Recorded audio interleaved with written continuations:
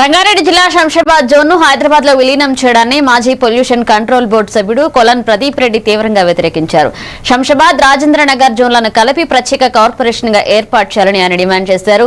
ఇక రాష్ట్ర ప్రభుత్వం హైదరాబాద్, మల్కాజ్గిరి, సైబరాబాద్ గా 3 కార్పొరేషన్లుగా విభజించే నిర్ణయం తీసుకున్నప్పటికీ శంషాబాద్ జోన్ ను హైదరాబాద్ లో కలపడం రంగారెడ్డి జిల్లాకు అన్యాయమని పేర్కొన్నారు. ఈ విషయంపై రంగారెడ్డి జిల్లా బీఆర్ఎస్ పార్టీ కార్యాలయంలో మీడియా సమావేశం నిర్వహించి ప్రభుత్వ నిర్ణయాన్ని వ్యతిరేకించారు.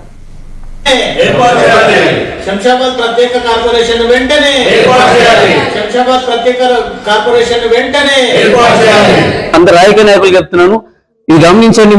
మీకు కూడా ఇది రేపు జరిగే నష్టమే. మీరు పార్టీలో ఉండొచ్చు ఇవాళ, కానీ శంషాబాద్ మీరు ఉండే నివాసం ఉండే ప్లేస్ ఇదే కదా.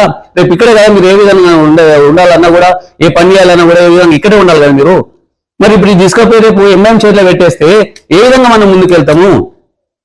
ఇదైతే సీరియస్ గా తీసుకోవాలి. దయచేసి ప్రజలందరూ గమనించండి.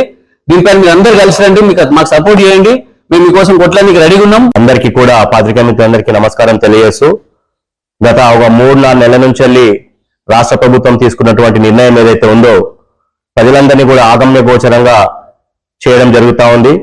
ఎందుకంటే లాస్ట్ టైం ఒక 3 నెలల కింద మీ సాక్షిగా ఒక శంషాబాద్ జోన్ ఇష్యూ తీసుకోవడం జరిగింది, దాన్ని సాధించుకోవడం జరిగింది. మరి అదే మాదిరి ఇప్పుడు అప్పటి నుంచి ఇప్పటి వరకు ఈ సర్కిల్స్ మీద ప్రజలందరినీ కూడా మభ్యపెడుతూ రాష్ట్ర ప్రభుత్వం నిన్న ఒక జీవోకు తెరలేపింది. ఆ జీవోలో ఏంటంటే మల్కాజ్గిరి సర్కిల్ ఒకటి, హైదరాబాద్ గ్రేటర్ సర్కిల్ ఒకటి, మరి అదేవిధంగా సైబరాబాద్ సర్కిల్ అని చెప్పేసి 3 సర్కిల్స్ చేయడం జరిగింది. ముఖ్యంగా అందులో మన శంషాబాద్ జోన్ తీసుకెళ్లి హైదరాబాద్ పాత మహానగరంలో కలపడం జరిగింది.